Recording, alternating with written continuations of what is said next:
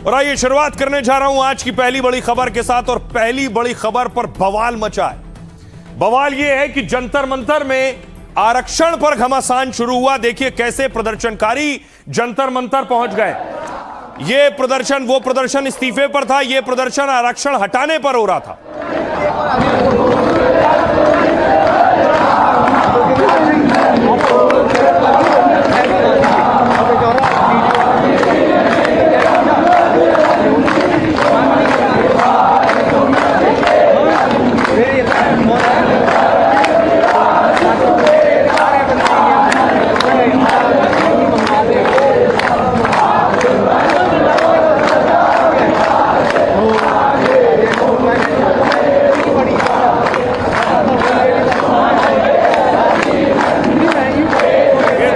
जंतर मंतर की देख रहे हैं। प्रदर्शनकारी हनुमान चालीसा का पाठ कर रहे हैं और आरक्षण हटाओ की मांग कर रहे हैं। उसके बाद पुलिस पहुंच गई। पुलिस और प्रदर्शनकारी आमने सामने थे। पुलिस उन्हें हटाने की कोशिश कर रही थी।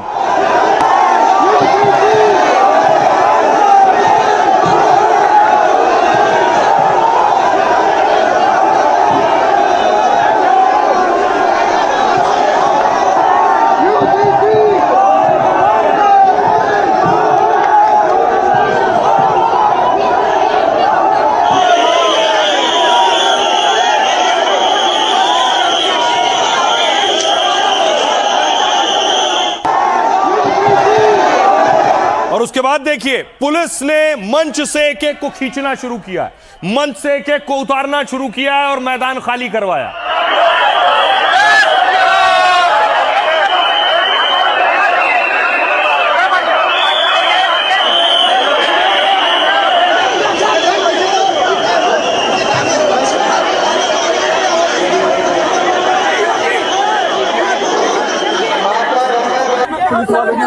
ये गलत बात है, ये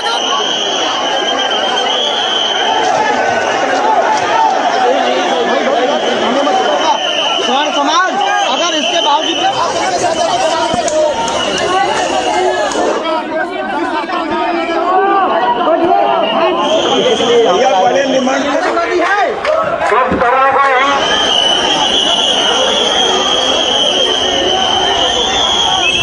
मैं आत्महत्या कर रहा हूँ कूद के।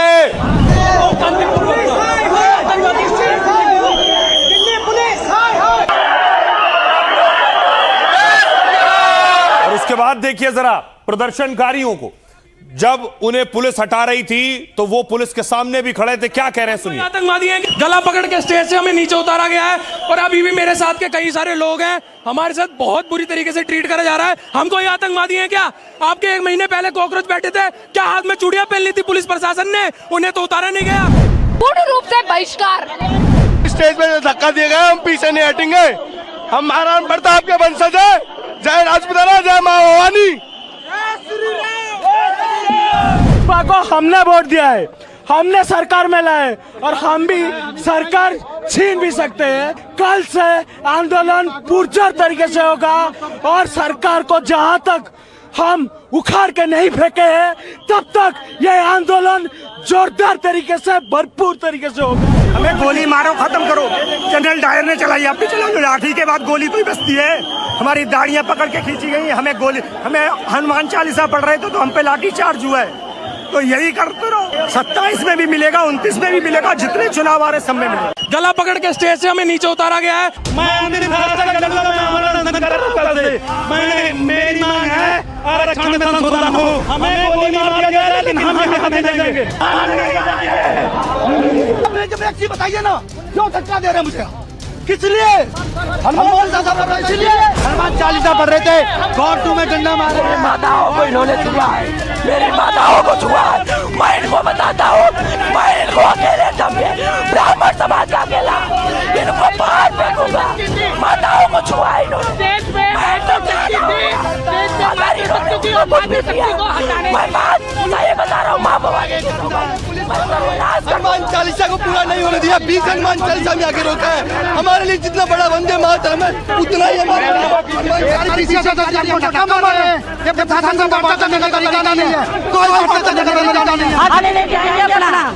दिल्ली के जंतर मंतर पर एक बार फिर जोर का शोर सुनाई दिया।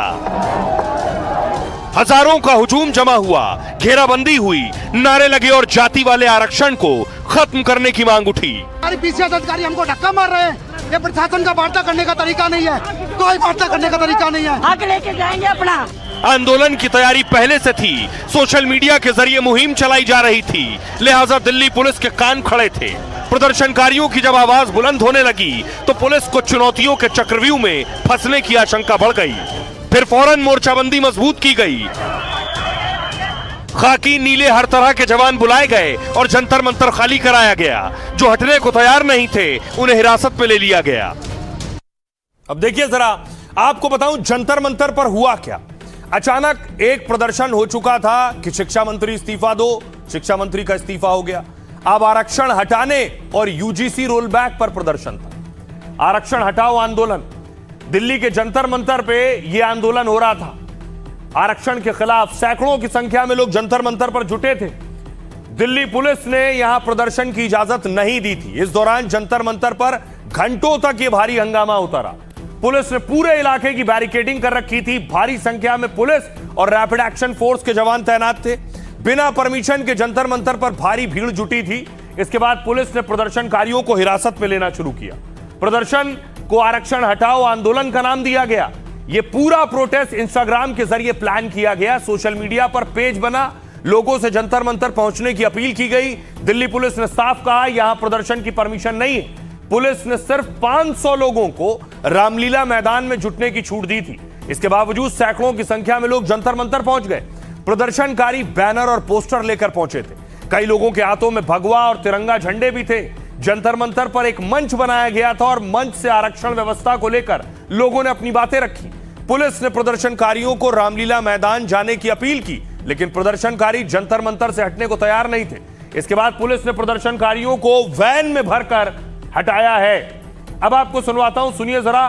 प्रदर्शनकारियों पर एक्शन हुआ, पुलिस ने वहां से हटाया। क्या कह रहे हैं? पुलिस है, इनको भारत छोड़ना पड़ेगा। आरक्षण को खत्म नहीं किया जाता, बदलाव नहीं किया जाता, तब तक हम रुकने वाले नहीं। रिस्ट वाला सुलूक कर रहे हैं, गर्दन पकड़ रहे हैं हमारा। हम हनुमान चालीसा का पाठ कर रहे थे और इन्होंने हमें मारना शुरू कर दिया। न किसी पुलिस वाले को ना किसी को टच किया है और ये बेवाद लेके हमें धक्का दे रहे हैं, कभी कुछ कर रहे हैं। प्रोटेस्ट करने का अधिकार नहीं है। क्या हमने पुलिस पर हमला किया? क्या हमने किसी को गाली दी? लेकिन हमने शांति से आंदोलन किया। हमने डिमांड्स की कि हमें हमारा अधिकार दो, हमें आंदोलन करने का अधिकार दो, लेकिन हमें मारा गया, पीटा गया। यूजीसी के विरोध में आए थे हम, जो सरकार सवर्ण के बच्चों को नहीं आगे बढ़ना देखना चाहती है। बिल्कुल शांतिप्रिय राष्ट्रवादी हम लोग हैं, कोई अहिंसा नहीं कर रहे, शांतिप्रिय ढंग से यहाँ पर आए हुए उनको यहाँ अंदर जाने नहीं दे रहे।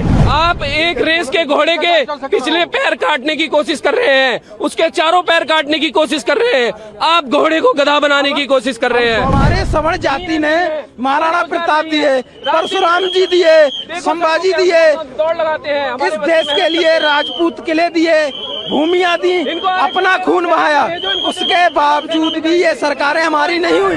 ईडब्ल्यूएस रिजर्वेशन से कोई फायदा नहीं है सवर्णों को, ना अटेम्प्ट में छूट है, ना एज कोई रिलैक्सेशन है। तो आप ये क्या दे रहे हो? अब देखिए, रात में प्रदर्शनकारियों को हटाया गया जो कह रहे थे देश से आरक्षण हटाया जाए, लेकिन सुबह फिर जंतर मंतर पहुंच गए और यूजीसी रोल बैक के खिलाफ प्रदर्शन कर रहे थे कि यूजीसी के जो नियम है वो भी खत्म किए जाएं।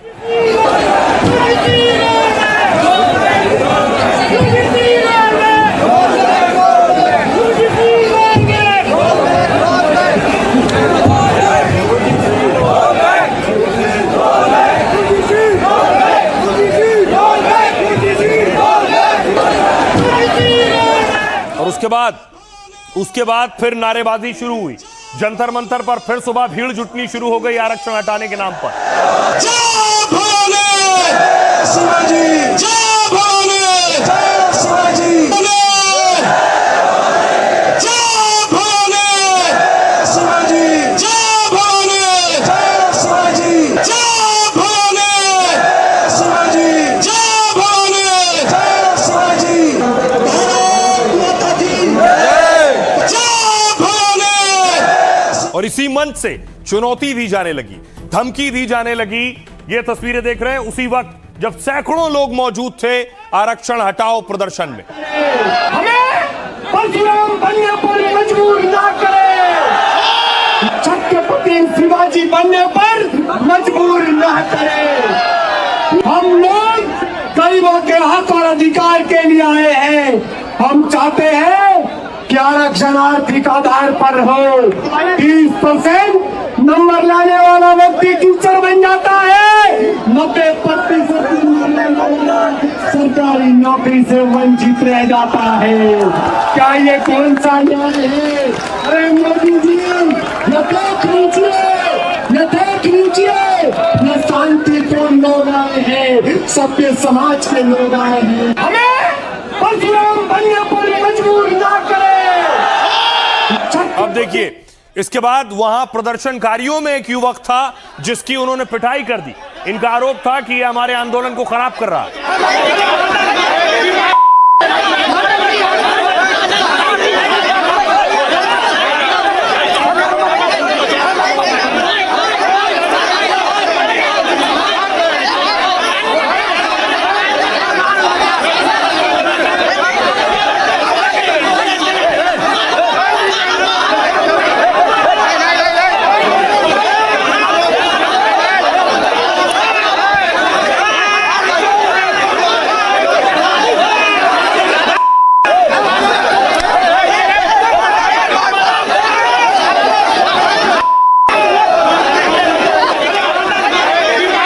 अब आपको बताऊं, बड़ी बात यह है कि आखिर प्रदर्शनकारी मांग क्या कर रहे हैं, क्या क्या चाहते हैं वो जो प्रदर्शन कर रहे हैं। सबसे पहले देखिए, पहली मांग है कि जातिगत आरक्षण को हटाया जाए, इसकी जगह आरक्षण आर्थिक आधार पर दिया जाए। सरकारी सहायता, शिक्षा, कोचिंग और स्कॉलरशिप का आधार जाति के बजाय केवल आर्थिक स्थिति को बनाया जाए। मतलब आरक्षण का पैमाना जाति ना होकर आय होनी चाहिए। दूसरी मांग है, प्रदर्शनकारियों ने SC/ST एक्ट को हटाने की मांग की। यह कानून SC/ST समुदाय के लिए बनाया गया। इनके खिलाफ होने वाले अपमान, भेदभाव, हिंसा, अत्याचार रोकने का कानून है। इस केस में 6 महीने से लेकर उम्र कैद तक की सजा हो सकती है।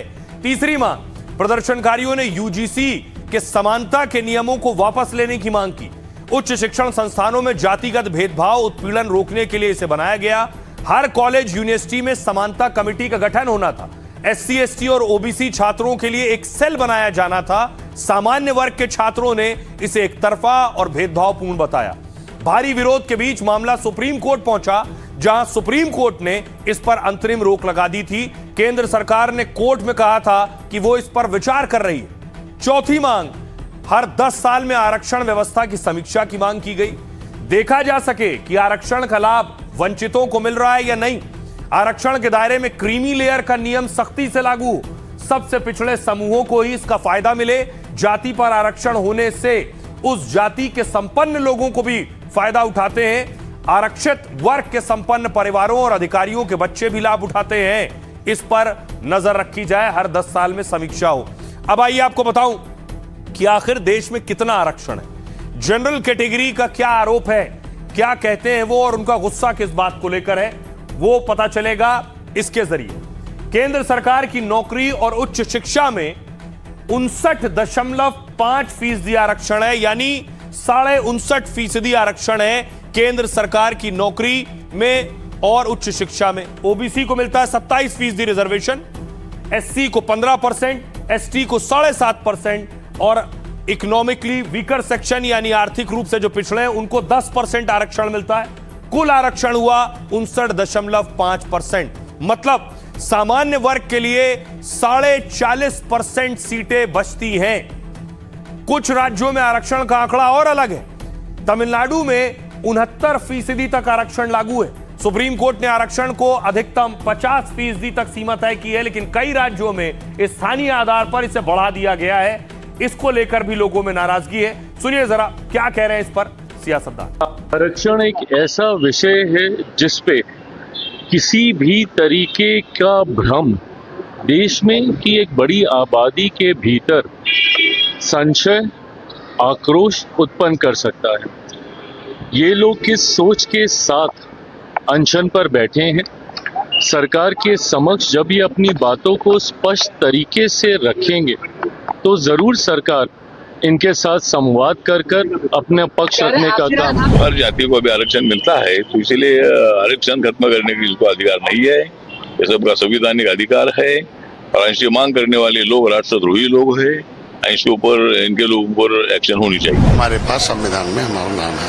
कुछ लोग दलाल जो है दाल रोटी के लिए काम कर रहे हैं, दूसरे का पैसा लेके हमारे गरीबी का उपहास उड़ा रहे हैं। हमारे लोग भूमिहीन है, गरीब है, उनको रुपया दे के उल्टा पुल्टा बुलवा रहे हैं। तो ये भाजपा को इस पे निर्णय लेना चाहिए। जब भी किसी भी देश का, समाज का जवान गुस्से में आता है, नौजवान गुस्से में आता है, तो उस देश में फिर बदलाव आता है।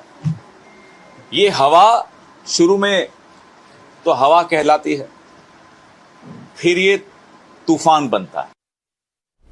अब देखिए, जिस दौर में प्रदर्शन हो रहे हैं, जेनजी और जेन अल्फा सड़कों पर हैं, नेता भी समझ गए हैं कि उन्हें किससे बात करनी है और किसके वोट की जरूरत है। देखिए, इसी कड़ी में राहुल गांधी कहां पहुंचे। राहुल गांधी पुणे पहुंचे छात्राओं से मिलने के लिए। सिर्फ छात्राओं से मिले राहुल गांधी। जब मंच पर पहुंचे, वो तस्वीर देखिए। Is it working? Wonderful welcome in Pune.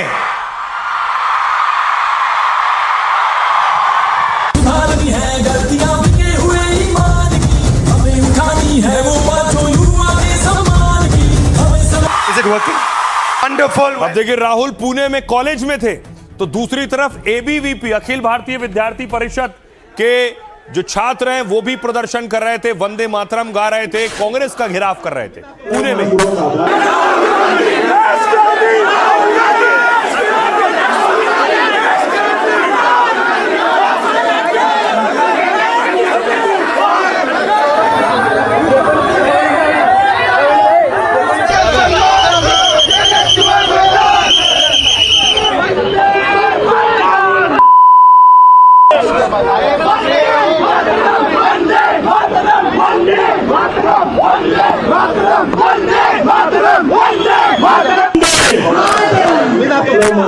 तीन तरीके की हिंसा है, सॉरी। एक तो डायरेक्ट है कि 70 crore journeys are there. First thing to understand is before they are born, पैदा होने से पहले हर साल 4.5 लाख लड़कियों की हत्या होती है। That is the first violence, पहली हिंसा। दूसरी हिंसा हरासमेंट। इस भीड़ में से 80% लड़कियों को कहीं ना कहीं हरास किया गया है। Violence of opportunity. 50% महिला एजुकेशन या काम को रिजेक्ट करती हैं सेफ्टी के कारण।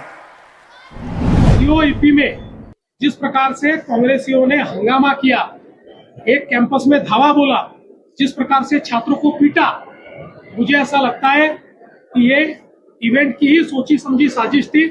जिस प्रकार से किसी पिक्चर को हिट करना है तो कंट्रोवर्सी निर्माण करो, उस प्रकार से सोच समझकर ये कंट्रोवर्सी उन्होंने तैयार की है। मुझे ऐसा लगता है ये छात्रों की गूंज नहीं है, ये राहुल गांधी का रीलॉन्च है। राहुल गांधी एक जुबान भी देश और दुनिया में बढ़ते हुए भारत की तारीफ नहीं की, केवल भ्रम फैलाना और भ्रम फैला करके लोगों को देश के प्रति भड़काना। एक बात साफ है कि सभी नेता इस कोशिश में हैं कि युवा उनके साथ जुड़ें। इसी कड़ी में देखिए, प्रधानमंत्री नरेंद्र मोदी आज बीजेपी हेडक्वार्टर पहुंचे। बीजेपी हेडक्वार्टर पहुंचने के पीछे मकसद उस नई टीम से मिलना था जो नई टीम नितिन नवीन की है, जिसमें कई नेताओं को जोड़ा गया। उसमें स्मृति ईरानी और वसुंधरा राजे सिंधिया भी शामिल। उस टीम से मिलने पीएम मोदी पहुंचे थे।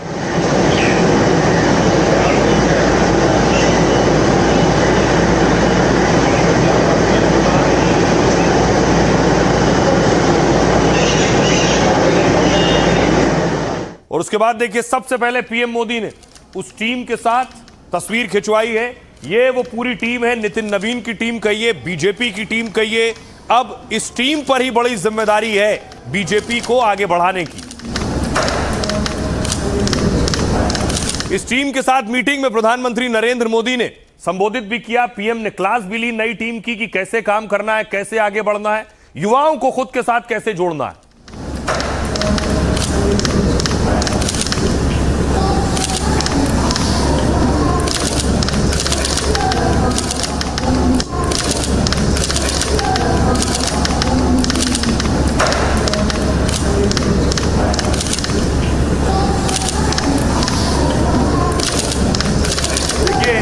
प्रधानमंत्री नरेंद्र मोदी ने नई टीम बनाई। अब नई टीम से क्या कुछ कहा है पीएम मोदी ने, नई टीम को कैसे काम करना है, देखिए। पीएम मोदी ने नई टीम को संबोधित किया। नितिन नवीन की टीम, आज पहली बैठक थी इस टीम की। पीएम मोदी ने इस टीम से मुलाकात की।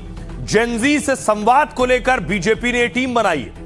बीजेपी अध्यक्ष नितिन नवीन इस टीम को लीड करेंगे। स्मृति ईरानी को इस टीम में शामिल किया गया। विनोद तावड़े, गुजरात के उप मुख्यमंत्री हर्ष सांघवी इस टीम में, ओपी चौधरी को इस टीम में शामिल किया गया है। बीजेपी की यह टीम जेन जी से मुलाकात करेगी, उनकी समस्याओं को जानेगी और मुद्दों का समाधान किया जाएगा। इससे पहले सभी मंत्रियों को विश्वविद्यालय जाने को कहा गया। वो वहां जेन जी छात्रों से बात करेंगे। इसका मकसद है जेन जी युवा वोटर्स को पार्टी से जोड़ना। 2027 में बीजेपी पंजाब सहित 7 राज्यों में विधानसभा चुनाव होने, यूपी और पंजाब, इन 7 राज्यों में करीब 22% वोटर 8 से 29 साल की उम्र के। भारत में 15 से 24 साल की उम्र के करीब 25 करोड़ 70 लाख युवा हैं। अब सोचिए, जब 15 से 24 साल के युवाओं की उम्र 25 करोड़ से ज्यादा है, उसी पर नजर सियासतदानों की। सुनिए क्या कह रहे हैं। पहला पदाधिकारी बैठक माननीय नितिन नवीन जी का हुआ है। उसमें पहला रिजोल्यूशन, पहला प्रस्ताव भारत के गौरव, भारत के सम्मान और जिन लोगों ने, जिन हुतात्माओं ने अपना बलिदान दिया है भारत की स्वतंत्रता के लिए, वैसे महामंत्र वंदे मातरम के सम्मान में यह प्रस्ताव जारी हुआ है। कांग्रेस का झंडा और एजेंडा मुस्लिम लीग के कार्यालय में सरेंडर कर दिया है और मुस्लिम लीग का विभाजनकारी एजेंडा लेकर आज कांग्रेस के सभी नेता निकले हैं। कोई नेता कैसे भारत के राष्ट्रीय गीत को काट सकता है? 140 करोड़ भारतीयों का सम्मान है राष्ट्रगीत। भारतीय जनता पार्टी नरेंद्र मोदी जी के नेतृत्व पर क्या सेवा कार्य किया, पूरा देश की आम जनता के साथ, पिछड़े हुए जनता के साथ, अनुसूचित जाति का साथ, युवाओं के साथ, महिला का साथ क्या हम लोग किया है और आने वाला दिन में हम लोग क्या करेंगे। ये हमारा सेवा संकल्प अभियान चलेगा जो पूरे 1 महीना चलने वाला है, जिसमें एक। आइए खबरों में आगे बढ़ते हैं। आज की एक और बड़ी खबर है यूपी से। कैसे एक्शन हो रहा है जमाखोरों पर, योगी का चाबुक। अब देखिए, जमाखोरों ने चीनी जमा की, तो ये आप देख रहे हैं मुजफ्फरनगर, प्रशासन ने छापा मारा है, रेड की है मुजफ्फरनगर में।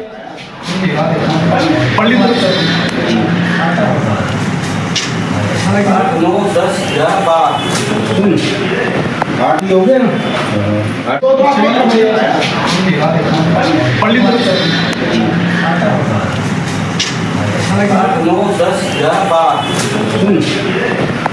ना न सिर्फ मुजफ्फरनगर, अगली तस्वीर देखिए, बागपत में भी रेड हुई है। प्रशासन चौकस हो गया है, जमाखोरों पर एक्शन हो रहा है।